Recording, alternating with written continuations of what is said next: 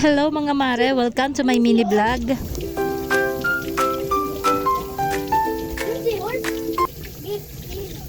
Dahil nga sa sobrang init ngayon, bawas muna tayo sa mga meat. Kaya for today's video, magluluto ako ng gulay, ginisang pechay, na nilevel up ko in my own version. Nilagyan ko siya ng corned beef and itlog. Ito kasi mga mare ang usually kong niluluto sa mga bata na nagustuhan nila nung una kong niluto ito. Kaya kapag magigisa ako ng pechay, ito palagi ang niluluto ko. Thank you nga pala sa katrabaho ng asawa ko sa sponsor nitong gulay. Bale aring pechay at yung ibang gulay na dala namin kanina ng asawa ko ay galing dun sa katrabaho niya sa Dayapan.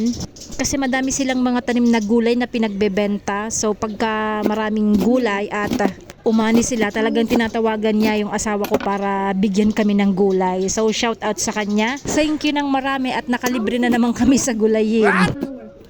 And ayan na nga mga mare, bago ko iluto, ipiprepare ko muna. So syempre yung una yung nakita sa video ko ay hinugasan ko muna yung mga gulay and inayat ko ng maliliit. And ngayon nagbate ako ng itlog, mga 3 piraso lang. So bali yan nga mga mare yung ingredients ng aking lulutuin. Meron dyan corned beef, itlog, kamatis, sibuyas, bawang, oyster sauce at iba pang pampalasa. And unahin muna natin tong itlog, iprito natin.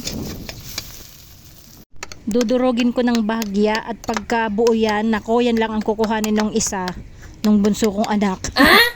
At pagkatapos maprito yung itlog at the same pan, wow, at the same pan, unahin ko munang igisa itong bawang.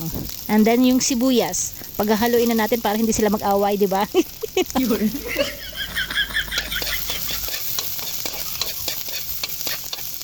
At naiinggit na din yung kamatis kaya ilalagay na din natin. Hala, huy, walang ganon. Mahilig talaga ako mga mari sa kamatis kaya dinadamihan ko na ang lagay, mga 5 piraso ata yan, 6. Ilagay na yung ano ba yan? Corned beef. Hindi ko na masabi. Mekos-mekos mo na yan mare para mag-mix-mix na, di ba? Pakukulaan lang muna natin siya ng ilang segundo at lalagyan ng kaunting tubig. Lalagay na din natin yung tangkay ng pechay. Uunahin natin ilagay itong tangkay ng pechay mga mare kasi medyo matigas siya. Imekos-mekos ulit para maluto at mag-well combine yung mga ingredients niya.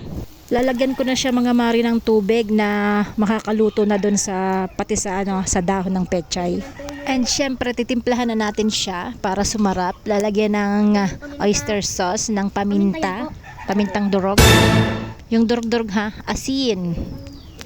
And ayan mga mare, kita nyo, kulong-kulo na siya.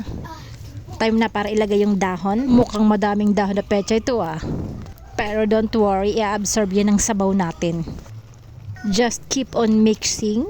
What? Ano daw? At aantayin na nating maluto. May nakalimutan pala akong ilagay. Ito yon yung magic sarap.